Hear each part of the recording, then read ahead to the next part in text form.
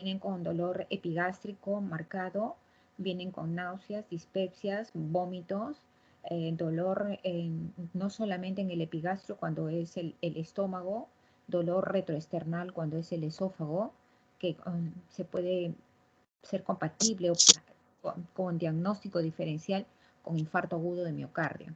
Es muy importante que ustedes conozcan todos los diagnósticos diferenciales porque el aparato digestivo está en la vida y en el momento de todos nosotros.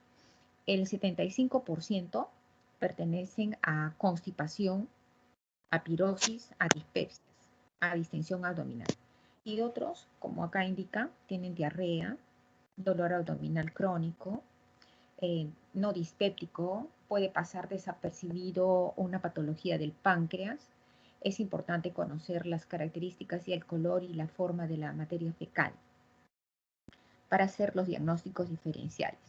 El sistema encefálico cobra vital importancia en el desarrollo de todas las enfermedades que son de tipo digestivo. El tratamiento en especial es manejar las secreciones. En la boca tenemos la tialina y tenemos que tener indemnidad en todas las piezas dentarias. Las piezas dentarias cobran un rol importante y trascendental porque en ellos se encuentran los residuos alimenticios llenos de alimentos que se producen su destrucción y se produce gran cantidad de anaerobios, de tal manera que todas las mordidas humanas son altamente patógenas. El síntoma que aparece en el amanecer con secreción y flemas en la garganta y que pueden ser de color blanquecino es por reflujo gastroesofágico. Pueden ser de color marrón o amarillo cuando quedan residuos alimenticios o contaminados. Y puede tener dolor en el conducto auditivo e interno por reflujo desde la orofaringe hacia la trompa de Eustaquio. Puede haber también rinorrea y sensación de malestar. Inclusive puede haber, cuando hay regurgitación gastroesofágica, síndrome de apnea, porque uno puede atorarse y si ha comido, puede haber el ingreso de los nutrientes a los pulmones y conlleva que las barreras, que son las microfloras normales, se convierten en altamente patógenas de la vía respiratoria alta a la vía respiratoria media y puede producir neumonías bacterianas. El objetivo primario de todas las secreciones y de todo lo que tenemos es de que disminuya la cantidad de secreción gástrica. La secreción gástrica mediante la pepsina se activa, la gastrina, aumentan las secreciones del ácido clorhídrico. El esófago tiene un rol importante.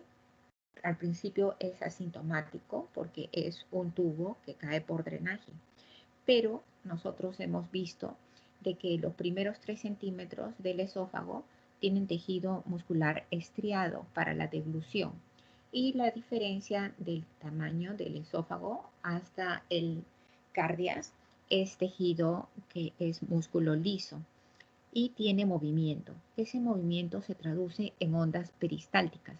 Estas ondas peristálticas son evaluadas en estudios de tipo endoscópico y también estudios de monitorización con una sonda nasogástrica que se toma la medida desde la fosa nasal hasta el trago y del apéndice de la fosita supraesternal hasta el apéndice sifoides.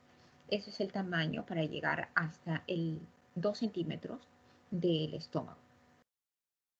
Ustedes pueden ver el monitoreo y el trazado de la onda peristáltica. Cuando existe contracción, existe espasmo del esófago con intenso dolor. Si existe poca movilidad, es una disquinesia esofágica y puede ir acompañada de un CA de estómago.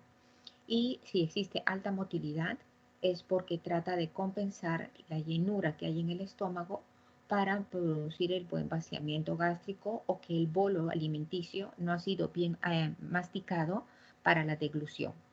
El uso clínico de todos estos fármacos es que tengamos alivio sintomático, las cicatrizaciones de las lesiones, y prevención de las complicaciones futuras, especialmente las de cáncer gástrico, cáncer esofágico, úlcera péptica, úlcera duodenal, reflujo gastroesofágico ácido y alcalino cuando el esfínter pilórico no funciona y que puede traducirse en que pase bilis sumado a la acidez gástrica a los alimentos hacia la porción de la boca.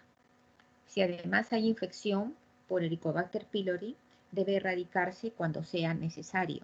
Y siempre es preciso, ¿por qué? Porque se ingiere a la mala nutrición por la mala higiene de las personas que prepararon nuestros nutrientes. O nosotros mismos que no nos lavamos las manos con 20 segundos adecuadamente.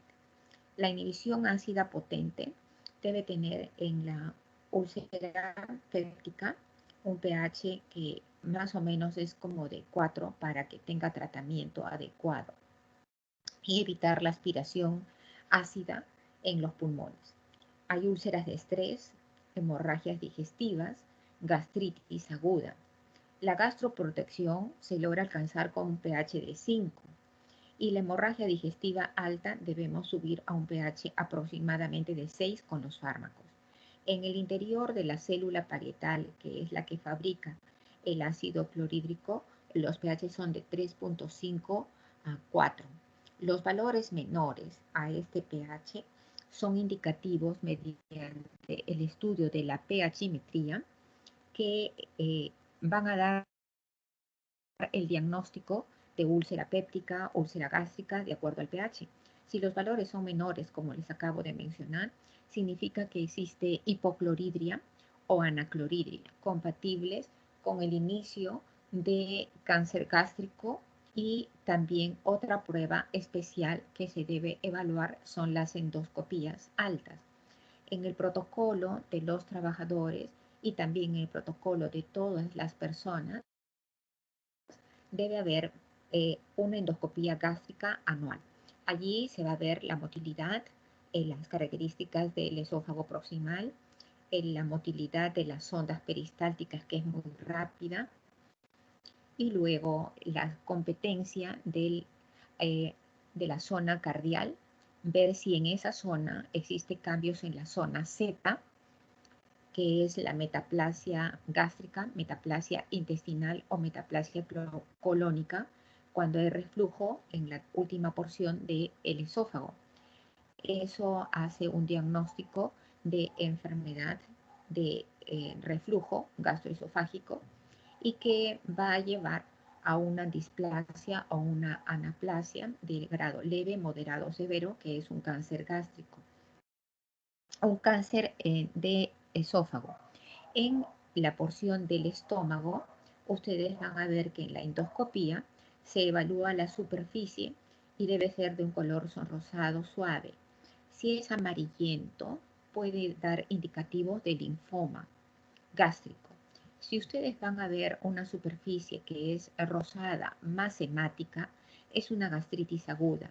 Si ven puntos petequiales, es inicio de una gastritis aguda a una hemorragia. Y si ven zonas de lechos ulcerativos como cráteres, depende de la zona anatómica. Si dan la maniobra de enjota del endoscopio, yendo hacia la luz del fondo gástrico, se encuentran las úlceras gástricas. Estas úlceras gástricas uno tiene que tener mucho cuidado porque pueden conllevar a cáncer de estómago. Luego ustedes van a ver en el lumen de todo el estómago las características de la superficie y del moco.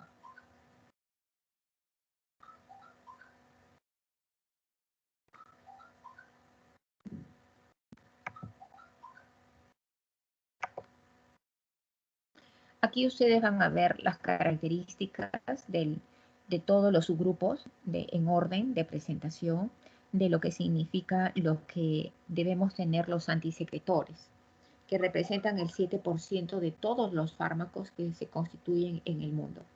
Hay mezclas o pueden haber nutrientes que pueden llevar a las lesiones que, por ejemplo, ejemplo, el alcohol, los picores, los ajíes, los pimientos, los picantes, los envasados, los enlatados, los embutidos, pueden producir gastritis aguda. Por ejemplo, una mortadela con gran cantidad de pimienta en rodajas.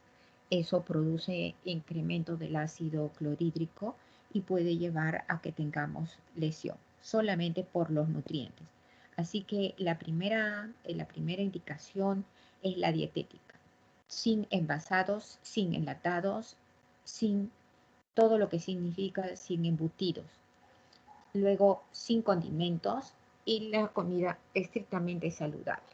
No necesitamos mucho ají, no necesitamos todos los contenidos de todos los alimentos que le colocamos: pimiento, comino, ajinomoto, ajos. No, necesitamos la comida que puede ser preparada justo como consomés, hervidos hasta que se consuma en lo que hemos hervido, sofrito a la parrilla, y solamente necesitamos aceites que sean saludables.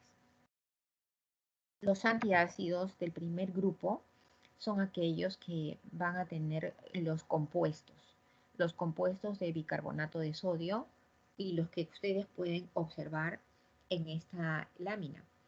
Ustedes pueden ver si antiguamente utilizaban bicarbonato de sodio. Este bicarbonato de sodio eleva a pH de 8 en el estómago, pero ese pH de 8 hace que repercuta en el sistema del dosaje de del pH que se encuentra en el lumen de los vasos sanguíneos, haciendo que tengamos una alcalosis metabólica, inclusive una alcalosis respiratoria, y puede producir precipitación de cálculos en la vesícula y formadores de cálculos en los riñones. El carbonato de calcio también, y hay unas mezclas que son de compuestos de hidróxido de magnesio con hidróxido de aluminio, como el mangaltrato, el amalgato, que son utilizados en formas de suspensiones y que se deben administrar media hora antes de los alimentos para que sea de cubierta en el estómago como una lámina. El color es rosado o blanco y se administran 15 centímetros. Estos 15 centímetros son lo suficiente para cubrir el lumen del estómago. El hidróxido de magnesio produce aumento de la motilidad intestinal y el hidróxido de aluminio produce disminución de la motilidad intestinal. Así que hay que saber cuándo hay diarrea o cuándo hay constipación. Las indicaciones de los antiácidos son pocas. Lo principal es que debemos tener en que una sola dosis debe dar el tratamiento y el vaciamiento del contenido gástrico. Deben ser ingeridos en ayunas, aproximadamente 15 a 20 minutos, o puede ser para la protección en las noches, una hora antes de dormir, y la comida lo más tarde entre 7 y 8 de la noche.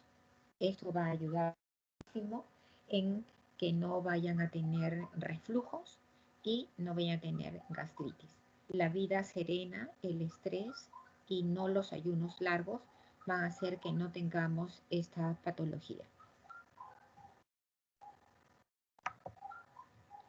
Ustedes van a ver que aquí son las presentaciones de acuerdo a todos los productos que existen en el mundo y que se venden, y nosotros tenemos acá componentes que son los que venden en los productos de la farmacopea, y eso van a ver cuánto van a hacer la neutralización de los pHs y a cuánto se elevan.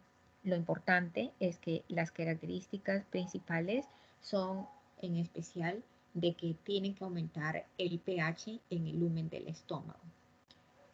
Otros de los representantes farmacológicos son aquellos que son los representantes de los antagonistas de los receptores H2, Los receptores HSU2 se encuentran en la superficie de las células y van a servir para que disminuya la potencia antisecretora del ácido clorhídrico e incrementa la secreción del mucus gástrico. La dosis de la potencia antisecretora equivale a valores muy importantes. Por ejemplo, la ranitidina, que es la que actualmente utilizamos en gran cantidad, son de 150 y se administran mañana y noche. Mañana porque venimos en el ciclo circadiano teniendo gran cantidad de cortisol, y en las noches porque comienza el ayuno largo y comienza el ciclo circadiano incrementando el cortisol. Y debe tener una dosis plena, aproximadamente de 300 miligramos, que se deben administrar en el día. No debemos administrar mayores cantidades y se debe rotar con los bloqueantes de la bomba de protones. ¿Por qué es esto? Porque sencillamente al inhibir uno u otro puede disminuir mucho el pH del estómago, haciendo que haya incidencia de hipoacidez gástrica. Y la acidez gástrica baja lleva a formación de mamelones como mecanismo de compensación. Estos mamelones en forma de colinas son el inicio de un cáncer de estómago, conocido como las tipificaciones o clasificaciones de Borman. Borman 1, Borman 2, Borman 3 y Borman 4. Los tejidos que invaden son los ganglios que se encuentran en la curvatura menor, y de allí llegan al hígado, llegan al esófago, al mediastino, haciendo que haya un gran complejo de ganglios en toda la zona del epigastrio, en la zona del hipocondrio derecho y el mesogastrio. La utilización de los antagonistas HSU2 no es muy adecuada. Los resultados clínicos son suficientes, pero deben ser rotantes como opción en comparación con los inhibidores de la bomba de protones. Los inhibidores de la bomba de protones son los que actualmente estamos utilizando en la amplia gama de los fármacos que están en todos los lugares, porque nosotros, aquí ustedes ven a ver unas curvas del inhibidor de protones, ayuda a la cicatrización. El antirreceptor HSU2 ayuda intermedio, y hay un estudio comparativo en el cual han hecho mezclas con sustancias de bicarbonato de sodio, en donde solamente sirve para subirlo momentáneamente, su catabolismo, y la principal es la repercusión. En el caso de los inhibidores de la bomba de protones, ustedes van a observar que la pepsina se activa con pHs de menores de 4, que es el valor de la producción de la célula parietal de 3.5. Y después se cataboliza porque va a pasar el bolo alimenticio a través de, y pasa del duodeno a través del esfínter pilórico.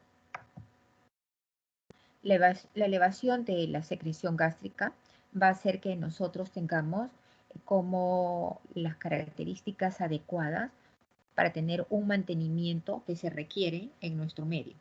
En nuestro medio es muy importante que en algunas oportunidades van a tener agranulocitopenia, van a tener disminución de los polimorfonucleares, van a tener cambios en el pH, y en algunas oportunidades pueden tener impotencias sexuales. Son variables las características que se encuentran. Por ello es que se recomienda rotación del fármaco cada mes, entre uno y otro. Y así con los controles, si es que ha tenido una hemorragia digestiva alta, es una emergencia médica. Esta hemorragia digestiva alta no va precedida de la tos, sino de náusea y vómito explosivo con contenido de sangre y alimentos. Es la diferencia con la hemoptisis. La hemoptisis va precedida de tos y vómito con sangre viene del pulmón. Le había mencionado que deberíamos utilizar la bomba de protones en los esquemas y los fármacos que son comunes. ¿Cuáles son los fármacos comunes? Son el omeprazol, el esomeprazol, y ahora actualmente existe el lansoprazol y el pantoprazol. Las vías de administración durante los cuadros agudos son el pantoprazol endovenoso, Se administra en bolo en 100 centímetros en aproximadamente en 1 hora.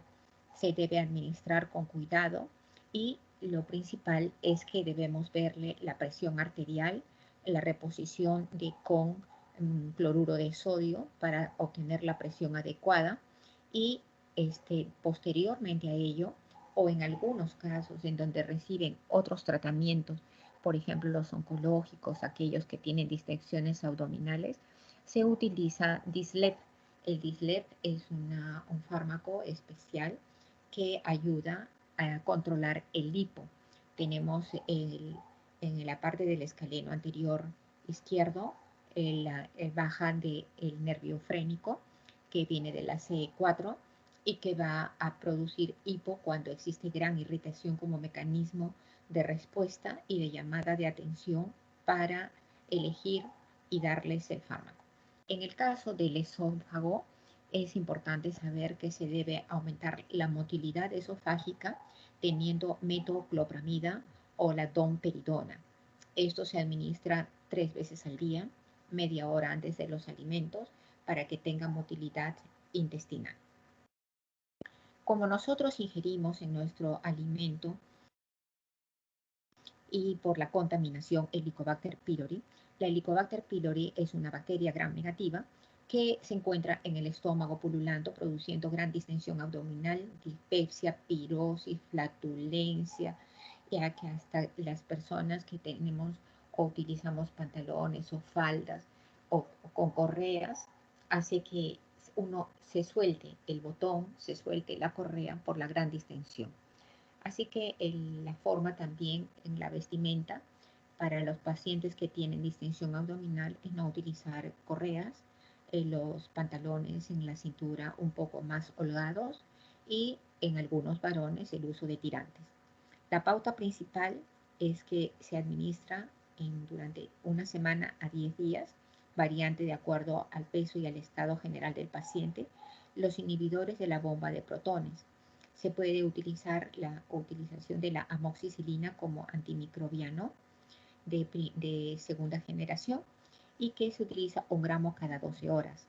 La claritromicina 500 miligramos cada 12 horas en tasas de erradicación hasta el 80 y el 85%, teniendo la posibilidad de que nuevamente se reinfeste de acuerdo a la reingestión de alimentos contaminados con Helicobacter pylori. Estos tratamientos pueden ser más largos. ¿Por qué?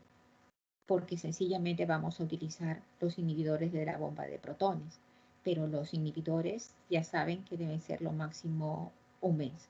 Hacerle el estudio con el test del aliento, en el cual en el test del aliento se elimina las partículas de Helicobacter pylori e indica si es positivo o negativo. Los resultados al sustituir la amoxicilina por un nitroimidazol se han hecho en forma rotativa, pero existe un incremento de la resistencia que produce el Helicobacter pylori y no está aconsejado como primera opción de fármaco. En caso también de alergia a las penicilinas, debemos qué fármaco utilizar y es claritromicina con metronidazol, si es que tienen la opción. Es importante saber de que esto es una bomba atómica de fármacos en el estómago entre 7 a 10 días, de tal forma que se produce gran dispepsia, acidez y dolor abdominal. Entonces, para ello, ustedes le van a compensar con subnitrato de bismuto, que va a ser la cubierta entérica que cubre los lechos ulcerativos como un tapón mucoide.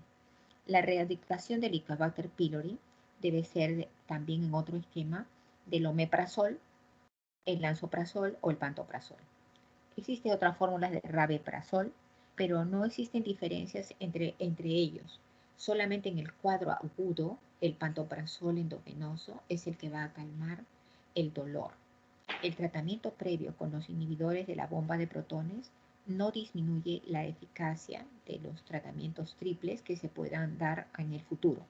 Cuando fracasa el tratamiento, entonces ustedes pueden administrar inhibidores de la bomba de protones, subnitrato de bismuto y tetraciclinas en los adultos y metronidazol.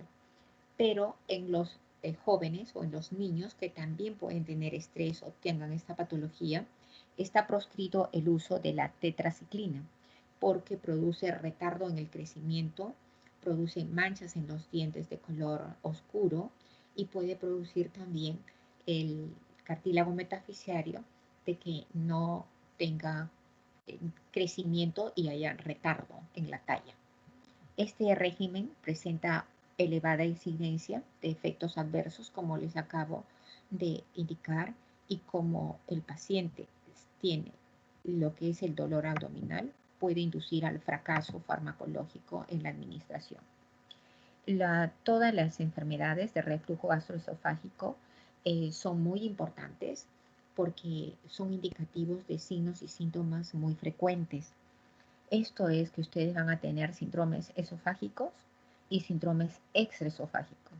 El reflujo típico es la regurgitación y el dolor torácico.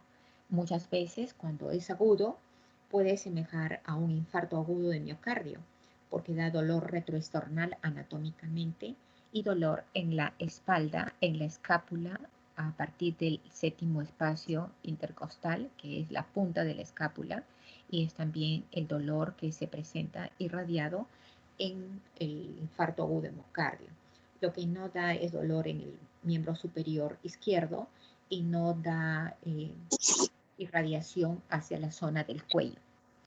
La lesión esofágica, que se encuentra con esofagitis, perdón, escuchan, estenosis, el esófago de Barré y el adenocarcinoma de esófago.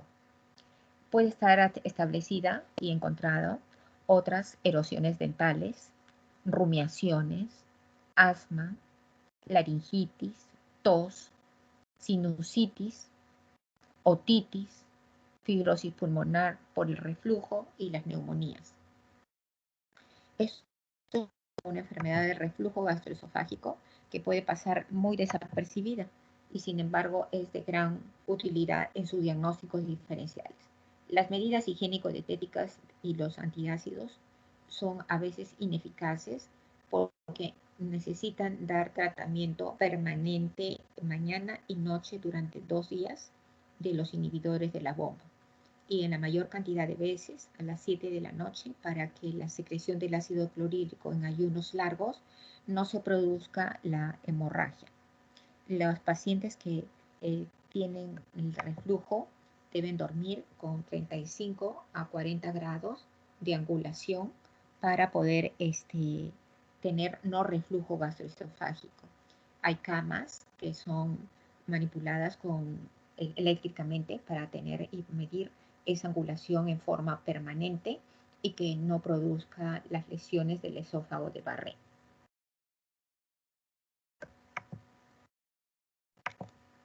En esta enfermedad es importante que se debe dar tratamiento por el mes, como les indicaba, 4 semanas, y es un algoritmo especial. Si desaparecen los síntomas, se debe retirar paulatinamente, y si está sintomático, está perfecto y se retira. Y si continúa con el tratamiento, es un tratamiento de mantenimiento rotando con bloqueantes de los receptores H2. En el segundo lugar, si es que en caso no mejora, se puede doblar la dosis hasta 8 semanas. Y si está sintomático, se retira y se puede evaluar con controles de endoscopías altas que indique el médico mensual o semestralmente. Y se debe remitir para hacer la endoscopía de control. Siempre es importante que se tome la biopsia para ver qué características anatómicas tiene y en segundo lugar, si es que hay en alguna parte de que esta enfermedad puede llevar a que no progrese, porque si progresa, la enfermedad puede llevar a lesiones del esófago, que son cáncer de esófago, o pueden llevar a úlceras o a cáncer de estómago. O también pueden llevar a las úlceras pépticas que se encuentran en el duodeno y que son muy difíciles de tratar. La diferencia clínica entre la úlcera gástrica y la úlcera péptica es que la úlcera péptica calma cuando ingiere alimentos y la úlcera gástrica no calma con la ingesta de alimentos. Se deben darle tratamiento de los síndromes extraesofágicos con los inhibidores de la bomba de protones durante 3 meses y debemos ajustarlo con el tratamiento de la metoclopramida o la domperidona, que ayuda a que no tengamos regurgitación ni pirosis. Frecuentemente pasan desapercibidos esta clínica, sin embargo, nosotros debemos buscar todas las opciones para saber qué es lo que no debemos hacer. Las infecciones entéricas y la neumonía. Al aumentar el pH gástrico se modifica toda la absorción. La vida media de algunos fármacos, por ejemplo del ketoconazol, en el uso para tratamientos de micosis, de la tiroxina, de la T3, del calcio, de las sales de hierro, de algunos retrovirales como el atazanavir y el ritonavir. Aumenta la absorción de la digoxina y deben ustedes verificar la dosis terapéutica, la nifedipina, la aspirina que conlleva al sangrado y la furosemida para la deshidratación o la pérdida de electrolitos, de algunos antibióticos y de la vitamina B12. Por eso que se debe reponer con vitamina B12 en los pacientes y ácido fólico para mantenimiento en aquellas personas en los cuales se ha hecho hemigastrectomías o gastrectomías casi totales. En el embarazo, según lo que indican, se puede administrar en ranitidina y se atraviese la barrera de la lactancia. Allí ustedes deben tener mucho cuidado de que no deben utilizarla en el embarazo y lactancia, porque pasa a través de la barrera. Los otros fármacos con mucho cuidado y el fármaco que deben administrar con mucho cuidado es el omeprazol. Solamente es en control a mínimas dosis, lo único. Y mientras lo principal es que cuando termine de alimentarse esté parada. ¿Para qué? Para que haya vaciamiento gástrico. Y el otro es la ingesta de alimentos con residuos, los cuales aceleran el tránsito. La interacción con antagonistas de la vitamina K, según los estudios del BFDA, ustedes van a ver que el inhibidor de la bomba de protones puede ser sospechoso de inhibidores de la vitamina K y deben hacer titulaciones y ver si es que hay sangrados o no hay sangrados. Porque acuérdense que ustedes pueden darle, aparte de ello, estas patologías en las cuales tienen sangrado y deben controlar el volumen del hematocrito. La dispepsia funcional, ya que no hay un hallazgo orgánico en la endoscopía y no está administrándose ninguna ingesta de un AINE, debe ser el tratamiento solamente con dieta y además de eso, lo mínimo de fármacos. Y los fármacos a utilizarse son el subnitrato de bismuto, como les indico, en calidades específicas en las mañanas y de 15 centímetros. Y para que sirva de cubierta en el estómago y que sea un tapón en el lecho ulcerativo.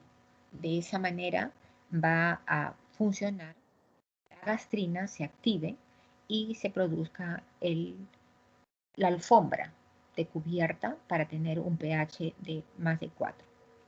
Si fracasa, se cambia por un prokinético, que es la domperidona, se conoce como idón, y se debe dar 10 miligramos antes de cada comida. Los signos y los síntomas compatibles con la dispepsia son aquellos que presentan ustedes acá en el algoritmo. Esta es una estrategia para pacientes con dispepsia. Deben tener primerito, es no tener estrés. Segundo, es la buena higiene dietética, el estilo de vida saludable y ver el tratamiento sintomático. Luego, si existe un diagnóstico previo, deben evaluar si deben hacerle una endoscopía para diagnosticar la úlcera péptica, van a diagnosticar la úlcera gástrica y si va a estar indicado el tratamiento y va asociado en algunos pacientes con cirrosis hepática va asociado con varices esofágicas que pueden sangrar produciendo hemorragia digestiva alta, y en otros un síndrome de Mallory-Weiss. Predominan los síntomas indicativos de otra patología. Si son mayores de 55 años de edad, se debe evaluar una dispepsia que no ha sido investigada y no debemos tener un tratamiento empírico. Debemos tener el diagnóstico con el test del aliento, la endoscopía gástrica, el estudio de la pH-metría y el estudio de la motilidad esofágica. Son esas cuatro indicaciones que son obligatorias, que se deben tener. Ahí la anatomía patológica al tomar la muestra en la endoscopía. La enfermedad inflamatoria intestinal con los aminosalicilatos, la sulfasalacina, la mesalacina, la olsalacina, tienen estos ácidos y producen en forma libre y son absorbidos en el intestino sin alcanzar otros territorios. Entonces, ustedes deben tener que los intestinos son la segunda porción de todo lo que tenemos que saber en el estudio del aparato digestivo. Nosotros utilizamos todo por vía oral, mezclamos los alimentos, los fármacos en forma indiscriminada, viene el tratamiento, mezclamos fármacos que son oncológicos, mezclamos fármacos que son antibióticos, antiinflamatorios para cualquier dolor. Entonces, ustedes deben saber qué fármacos son compatibles, el uso de los corticoides, en que son eficaces en tipo sistémico, ayudan en la enfermedad aguda del estómago. Esos van a producir mayor irritación, pueden producir regurgitaciones, hipo, dolor epigástrico, sensación de plenitud gástrica, irritabilidad. Los fármacos del tipo intestinal son aquellos que ustedes van a ver que van a utilizarse para cuidar de que el estómago y el intestino estén protegidos. Utilizamos frecuentemente antiartríticos, como ha explicado el doctor Suárez en su exposición, y ustedes deben hacer un tratamiento que sea rápido, concreto, de darle antiartríticos y con protección específica del estómago. La protección, por ejemplo, en el uso de talidomida se debe dar con antiácido de tipo bloqueante de la bomba de protones. Pero si hay la enfermedad, deben siempre proteger el estómago. Los fármacos a elección son aquellos que tienen cubierta entérica. La cubierta entérica son no las tabletas, sino son las cápsulas. Las cápsulas protegen de que sea desdoblado en el estómago. Cuando a una persona le han operado del estómago en gastrectomía o en hemigastrectomía o gastrectomías parciales, deben tener en cuenta que falta el factor intrínseco de Kasser. Y ese es el motivo para que ustedes puedan administrar el Ferinject o el sulfato ferroso, porque eso no va a ser absorbido y se administra endovenosamente una vez al mes y en pacientes que tengan anemias crónicas una vez por semana, por 3 semanas, y se evalúa el SET. Se espera que logre alcanzar aproximadamente el incremento de 3 gramos de hemoglobina en el transcurso de las 3 series de los fármacos con el fierro. Una enfermedad que es muy común en nuestro medio es la constipación. La constipación es aquella en la cual nosotros no hemos tomado la suficiente cantidad de agua en nuestra vida media, de la vida. Es por ello que nosotros miccionamos 1,5 litros. Defecamos 200 centímetros de líquido en la materia fecal. Sudamos 100 centímetros. Y además de eso, perspiramos 100 a 150 centímetros. Ese es el volumen de líquido a reponer. Ustedes han escuchado 8 vasos al día y también es insuficiente. Así que allí están incluidos lo que debemos ingerir en las sopas, en todos los otros líquidos en los alimentos que son con un poco aguados o las menestras que sean un poco más, no tan secas. Y por ello es que tenemos que tener un hábito todos los días o en la mañana o en la tarde, en el momento en que el servicio higiénico esté libre y que yo tenga turno. Frecuentemente los ancianos y los niños se quedan sin turno, así que ellos son los que tienen mayor estreñimiento. El tratamiento farmacológico es difícil y solamente tiene sus indicaciones. Las indicaciones son puntuales. Se coloca un enema evacuante en rectiola solamente en el trabajo de parto. ¿Para qué?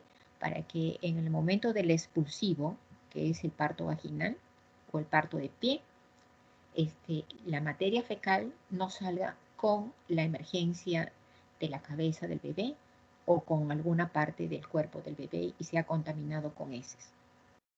Segundo punto, en aquella persona que es anciana, en donde tiene poca cantidad de líquido y que además de ello puede tener impactación fecal, con fecaloma se puede poner fraccionado el enema evacuante, que puede ser osmótico, puede ser con supositorios de glicerina, o puede ser aquel también que tenga un enema para que pueda lubricar y no administrar en grandes cantidades, sino viendo y compensando la presión arterial del paciente anciano.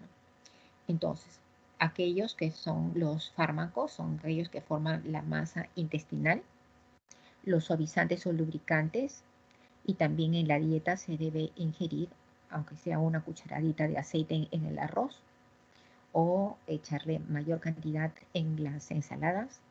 Los osmóticos son aquellos que son hipersalinos, los derivados de los azúcares y productos mixtos, y los estimulantes por contacto. En una persona que tiene dolor abdominal, que no cede, que ustedes ven diferencia de temperatura ororectal de 1 grado, que hacen ustedes un tacto rectal y tiene dolor en el fondo del saco de Douglas, si examinan en el abdomen con sus manos suaves en la fosa ilíaca, que es el cuadrante ínfero externo del lado derecho, allí se encuentra el apéndice. Si administran algún fármaco laxante, purgante o catártico o aceite de ricino o algún catártico para preparación de imágenes radiológicas del tránsito intestinal para diagnosticar enfermedad de Crohn o tuberculosis intestinal o poliposis o diverticulosis, ustedes se van a percatar de que no se debe administrar porque se perfora la víscera hueca. Y al perforarse la víscera hueca se elimina en el intraperitoneal los componentes del lumen intestinal, ya sea la materia fecal, los ácidos, los contaminantes o inclusive nutrientes si ha sido muy rápida la utilización de ellos. Así que tiene sus indicaciones. Produce entonces proscrito en el dolor de abdomen agudo. Las indicaciones son aquellos que les acabo de mencionar en ancianos o en personas que están mucho tiempo echados y deben hacer ejercicio de miembros inferiores y deben hacer estímulo de arco reflejo en marco, comenzando de la fosa ilíaca derecha, ascendiendo hasta el hipocondrio derecho, el colon transverso y bajando hacia la fosa ilíaca izquierda. Se hace estimulación a través de la frotación de las rodillas en posición en el inodoro, en flexión abdominal, y de esa manera se hace el arco reflejo. Debemos evitar los esfuerzos defecatorios en los accidentes cerebrovasculares, en los coronarios, porque producen dolor y convierten el motivo de todo estreñimiento en que no puedan eliminar la materia fecal. Se producen fisuras anales y las hemorroides que van a ser sangrantes. Cuando hay sangre rutilante en las heces, uno de los diagnósticos es la hemorroides. Pero si el tránsito intestinal fue acelerado por una hemorragia digestiva alta en el estómago, entonces también se produce sangrado rutilante con diarreas. Mientras que frecuentemente en la hemorragia digestiva alta la sangre es digerida y la deposición es negra, se llama melena. Y la melena se puede titular con el dosaje de Tevenón en heces. Significa los productos de destrucción del hematíe en degradación y puede ser también otro de los patrones de control de la hemorragia digestiva. Se debe preparar quirúrgicamente si es muy evidente el abdomen agudo, entonces ustedes evalúan. ¿Por qué? Porque si el abdomen está en tabla, quiere decir que ya está perforándose, porque es el mecanismo compensatorio de todo el peritoneo de proteger para que no exista mayor cantidad de perforación y llegue hacia la parte superior del hígado o la zona subdiafragmática. Los enfermos ancianos y con alteraciones o los que tienen alteraciones mentales descuidan frecuentemente su higiene y su acto defecatorio, así que los cuidadores tienen que verificar cuántos días no defecan. Los derivados o los productos de la peristalsis, que son reductores del movimiento de la movilización, son derivados opioides, los anticolinérgicos, los antihistamínicos, los derivados neurolépticos, los tricíclicos. Y la deposición es de coprolitos. ¿Cómo es una deposición de coprolitos? Es aquella en bolitas. Las reacciones adversas son colitis espástica, alteraciones hidroelectrolíticas por la pérdida de potasio con calambres, depresión de sodio que puede llevar desde la administración de un laxante, va hacia el laxante, lo toman y puede llevar a diarreas y a una gran deshidratación. El aldosteronismo secundario y cuadros de mala absorción intestinal.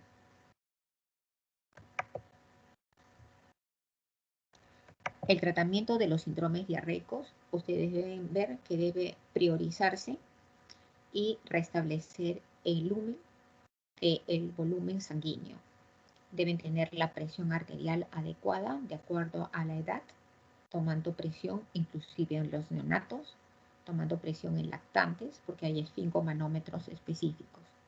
Y también hay esquemas de las presiones arteriales en todos los grupos etarios. El objetivo prioritario es que se restablezca la absorción y la secreción con la dieta adecuada. Nosotros en las diarreas no debemos administrar sino los líquidos y los electrolitos de reposición. Debemos hacer el estudio en lámina de la reacción inflamatoria. Si los polimorfonucleares son los que están presentes, son indicativos de una infección bacteriana. Si los linfocitos son los que están en la lámina, son producidos por infecciones virales.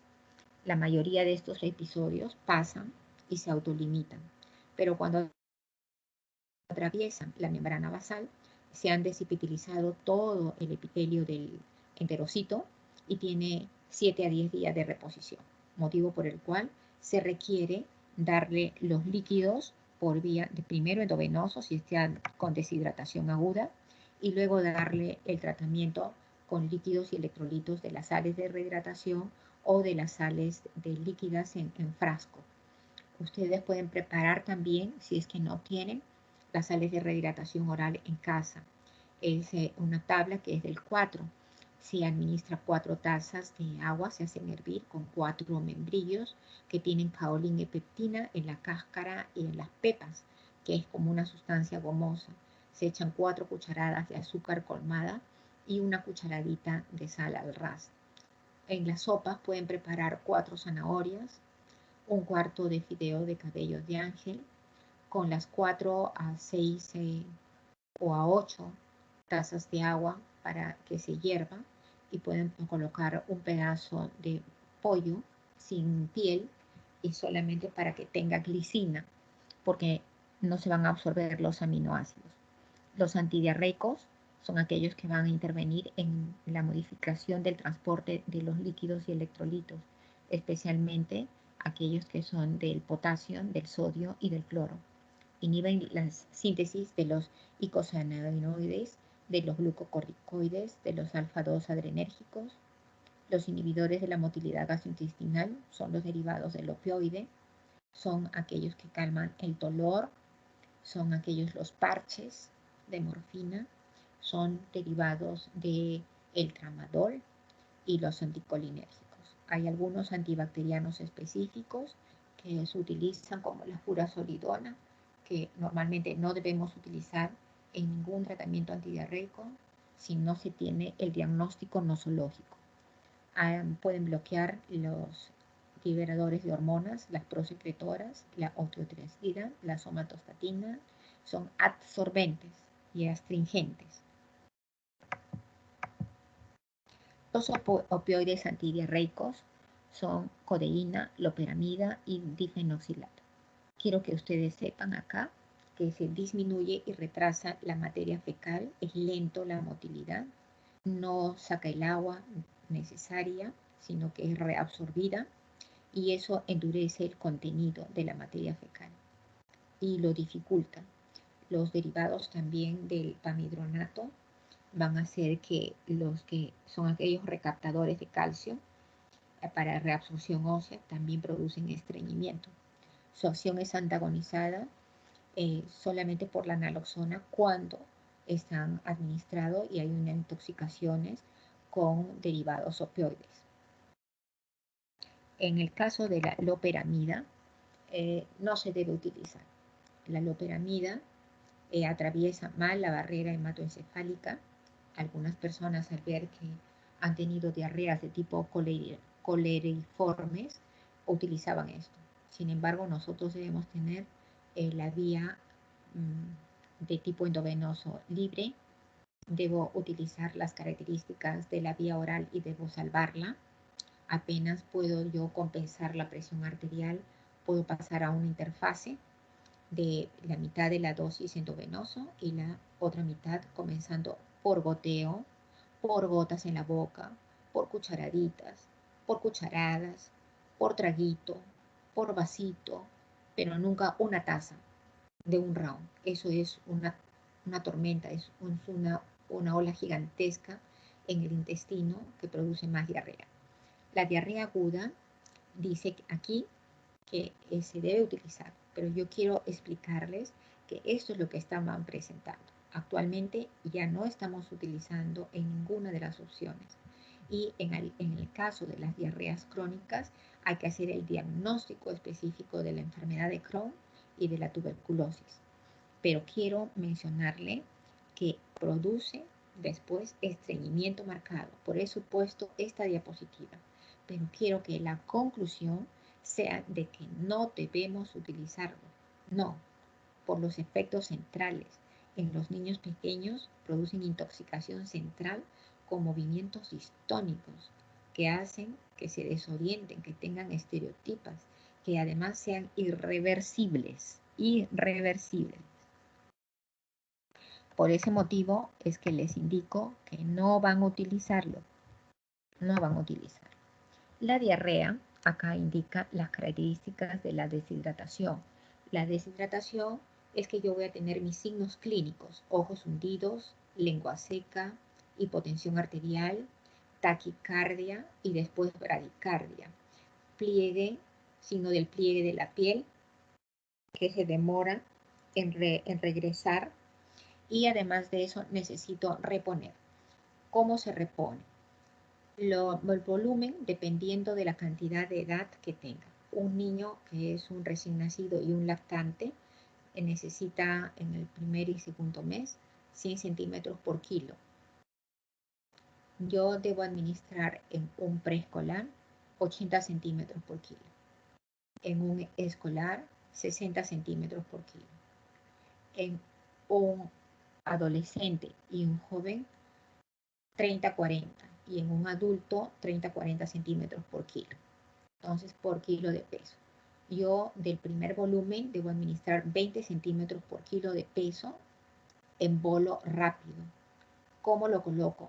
Cloruro de sodio, agarro un Volutrol, lo coloco allí y voy a administrar primero solamente cloruro de sodio. Como no sé si amiccionado o amiccionado, debo esperar una hora. Al cabo de una hora con ese volumen, debo esperar mínimo 1 centímetro de orina por kilo en una hora. Si está en ese volumen urinario, quiere decir que estoy compensando mi hidratación. Si no, quiere decir que debo continuar. Debo continuar hasta esperar en la siguiente hora cuánto debo de tener de volumen urinario. No se olviden que puede haber hipercalemia, hipercalcemia, hiperpotasemia. ¿Por qué? Y después de eso lleva al otro extremo, que va a ser hiponatremia. Y cuando nosotros compensamos con una gran cantidad de cloruro de sodio, es en hipernatremia. Así que deben hacer su dosaje de electrolitos y de gases en sangre. Y debo administrarle solo después de que ha miccionado, puedo cargar calium y convertirlo en mi cloruro de sodio, a cambiarlo colocándole una ampolla de calium por 1 litro de cloruro de sodio. Y después de eso, como no tengo calorías y está en NPO, nada por vía oral, voy a cambiarlo, si es paciente que no es diabético, con dextrosa al 5%.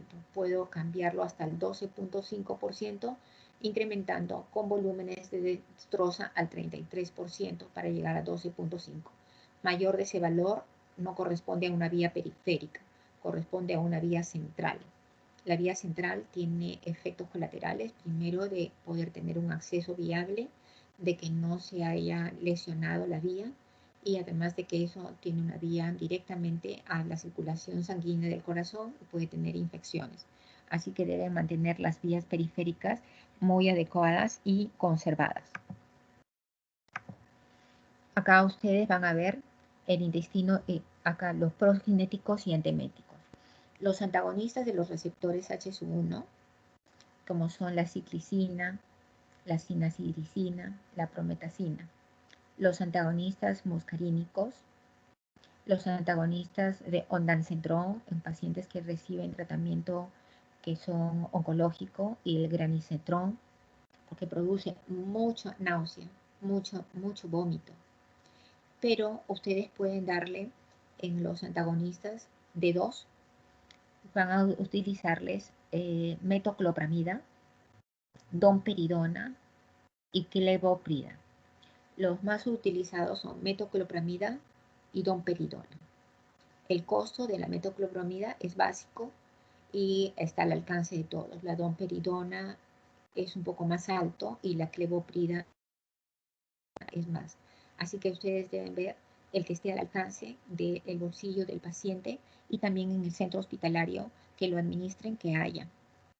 La metoclopramida, acá está, la metoclopramida también puede tener efectos adversos.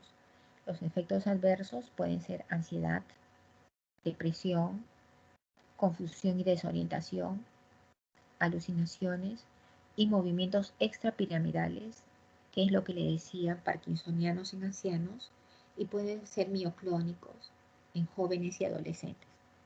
Puede haber hiperprolactinemia con galactorrea, ginecomastia y dolor, y puede tener amenorrea. El feocromocitoma puede desencadenar crisis hipertensivas con el uso de la metoclopramida, y puede en algunos casos, como se aumenta la motilidad del músculo liso, diarrea ocasional, y no es teratogénica en el vómito del embarazo. En el caso del embarazo, no se puede administrar ningún laxante, ningún catártico. Está proscrito en el primer trimestre y hasta en el segundo trimestre, porque induce aborto. Entonces, ustedes deben saber de que no deben utilizarlo. La hepatotoxicidad de este fármaco es la que ha sido el motivo de ver si se quedaba o no en el mercado, y también de la presencia de la insuficiencia hepática. Por eso todos los pacientes deben ser evaluados previamente antes de ser administrados los fármacos. Si no, no existe la medicina. Si la medicina no existiera, es porque yo prescribo, pero no hago una buena historia clínica. Al no hacer una buena historia clínica, no sé qué fármacos recibe ni qué interacciones farmacológicas pueden presentar. De esta manera es que yo puedo seleccionar el fármaco específico, y debo darle la mínima cantidad de días y monitorear permanentemente si el efecto terapéutico se está presentando. La hepatotoxicidad es semejante a la hepatitis viral, que produce crecimiento del hígado, hepatomegalia. Tiene dolor en el hipocondrio derecho. Cuando existe un componente alérgico, se puede presentar prurito y rash. Puede haber daño biliar, el prurito que les mencionaba, puede haber ictericia y deben retirar el fármaco. ¿Y cómo van a darle? No hay ningún antídoto, solamente líquidos, electrolitos, no puede hacer deportes porque crece el hígado y debe estar en reposo. Las pocas pruebas de la eficacia de los corticoides, si es que existe un componente alérgico, y solamente se puede dar cetiricina o una clorfeniramina sabiendo que puede haber la presencia de sueño. Y no pueden manejar automóviles ni ningún vehículo motorizado porque pueden tener riesgo de accidentes. La hepatotoxicidad o en hepatopatía crónica no necesariamente se incrementa en todos. La cirrosis disminuye en un 50%, pero los fármacos que son hepatotóxicos incrementan este riesgo de descompensación. Y como aumenta esta susceptibilidad, hace también que tenga daño renal. Debo tener mucho cuidado de la administración farmacológica con los aminoglicósidos, con las sustancias de radiocontrastes y con los AINES. Debo tener cuidado con el tratamiento del HIV y en los que tienen hepatitis B y el hepatitis C y en la hepatitis sepsis. El tratamiento de la cirrosis hepática compensada, debo yo evitar el alcohol, evitar fármacos hepatotóxicos y gastrolesivos como aspirina, AINES, reducir la ingesta de sal, la movilización, colocarle vendas en los miembros inferiores porque tienen hipoalbuminemia. La dieta debe ser normal. Debo yo darle los alimentos requeridos sin grasas, pero normal con toda su cantidad de líquidos, electrolitos y de los nutrientes. La vida debe ser activa, debe caminar, debe desplazarse de un lugar a otro, mover los miembros inferiores. Si está en el cúbito dorsal obligado, debo vendarlo, debo evitar que haya trombos y coágulos.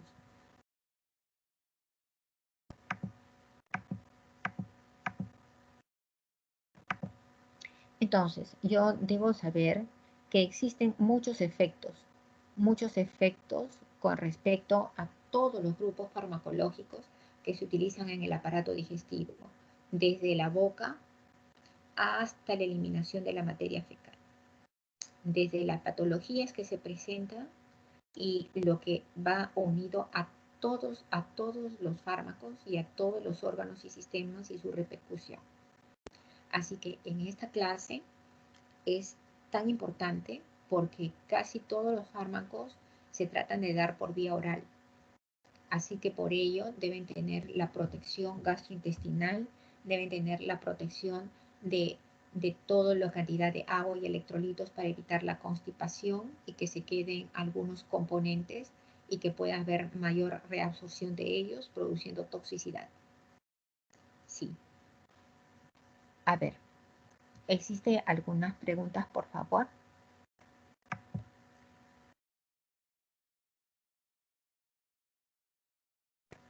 ¿Me escuchan? Doctora, sí se la escucha. Ya. Entonces, acá les he hecho la clase que corresponde a todo el aparato digestivo, comenzando desde la boca hasta la zona anal.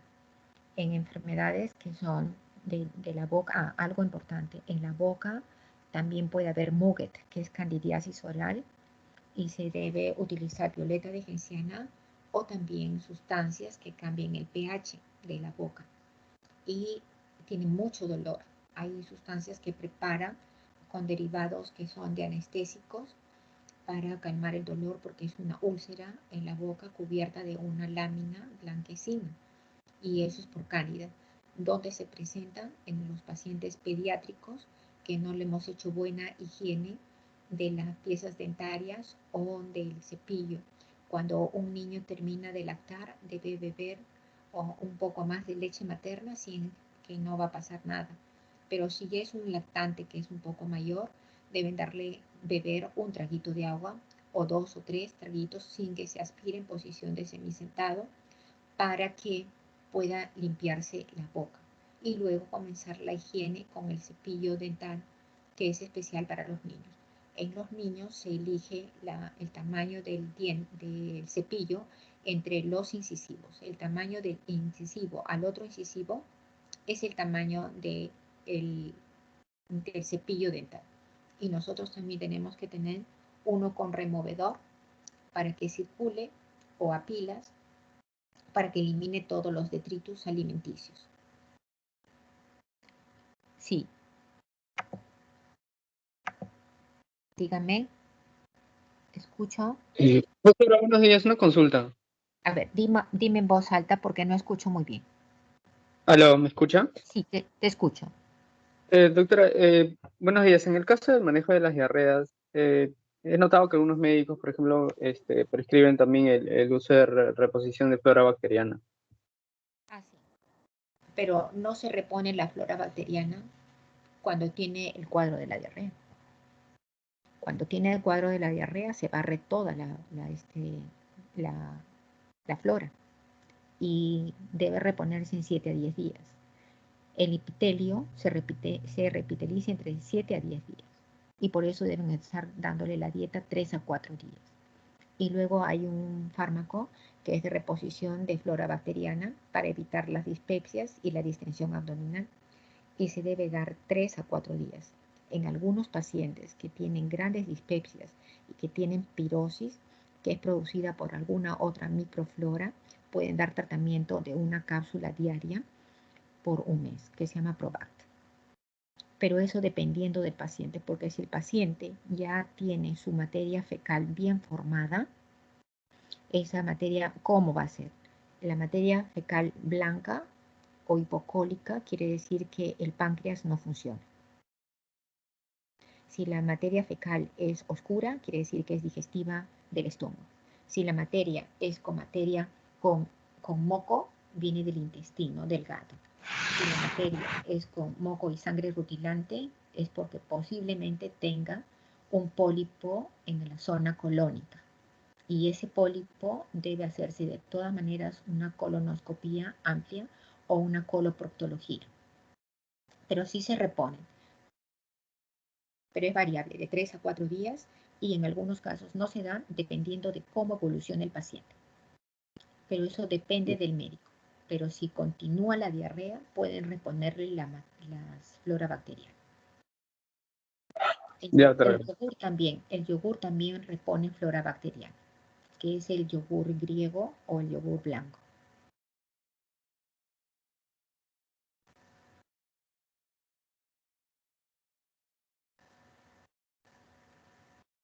Ya, doctora, creo que no sé si alguien más tenga una pregunta. Usted nos va a pasar las diapositivas, las va a colgar al team, ¿no, doctora? A ver, espérame un tris, a ver cómo las voy a colgar. Espérate un tris. ¿Me dices acá cómo la colgamos? ¿Ya? Doctora, otra cosa también, el doctor Gargurevich no ha entrado el día de hoy a la reunión, entonces por tanto no puede descargar la lista. Entonces, ¿podría llamar usted para que nada más se cerciore si están o no, para que luego el doctor Gargurevich no diga que no hubo lista? Yo cómo llamo si no tengo la lista de ustedes. No, aquí usted Ya, vuelve a entrar a la reunión. Entre a la reunión. Ya, yo veo si ustedes están ahí presentes, ¿ya? Ajá, ponga mostrar participantes y ya, llame listo, a los que están pues. presentes. ¿Dónde pongo mostrar participantes? ¿Dónde dicen? Ah, ya, hay unas personitas en la parte superior de su pantalla. Sí, sí las veo. Arriba, ya las personitas. Ajá, haga clic ahí. Ya, 2 personitas, ¿no? Ajá. Ya. Ahí ve toda una lista de 77 personas. Espérame un instante.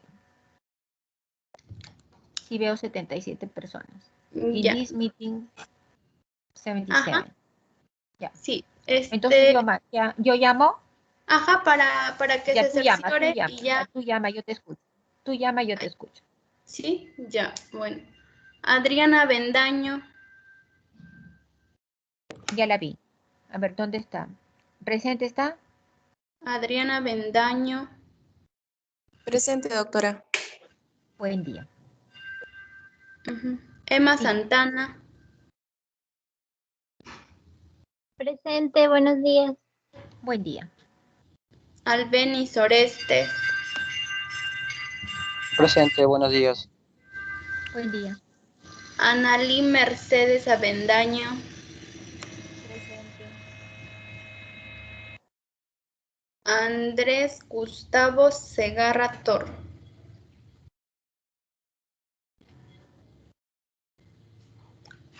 Andrés Gustavo Segarra Toro.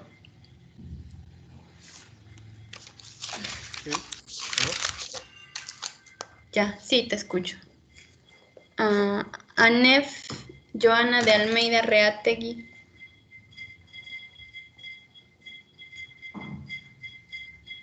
No te escuché, pero abriste tu micro, así que supongo que sí estás. Ángel Omar Morales Toribio.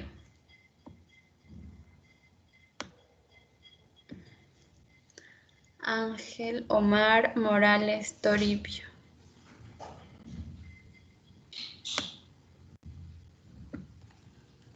Ya. Arbieto Claudio Estefanía Alexandra. Presente. Becerra Doctora, Romero. buenos días. Morales Toribio, presente. Buen día. Doctora, buenos días. Becerra Romero. Morales Toribio, presente. Sí, ya te borré. Becerra Presente. Romero, Diego Pastor. Presente.